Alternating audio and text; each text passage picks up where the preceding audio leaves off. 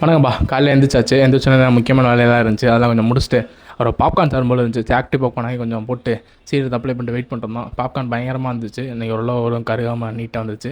அப்புறம் அந்த பாப்கார்னை கொஞ்சம் வீட்டுக்கு கொஞ்சம் நமக்கு பேக் பண்ணியாச்சு ஊருக்கு போகிறனால. நைட்டு பஸ் எதுவும் காலையிலே பஸ்ஸை புக் பண்ணிட்டோம். எப்பயும் போல எங்கள் அப்பா என்ன இறக்கிற போயிட்டாப்புல. மாடத்தனைக்கு போயிட்டு ஒரு வழியாக பஸ்ஸை தேடி பிடிச்சி ஏறி சீட்டை பிடிச்சி உட்காந்தாச்சு. தம்பி டான் 6 மணிக்கு கிடைக்கும்னு டிரைவர் சொன்னார். சரி, அதை நம்பி ஏறி உட்காந்து ஜம்முன்னு போயிட்டு தான் இருந்துச்சு பஸ்ஸு. இருந்தாலும் ஒன்றும் பண்ண முடியல.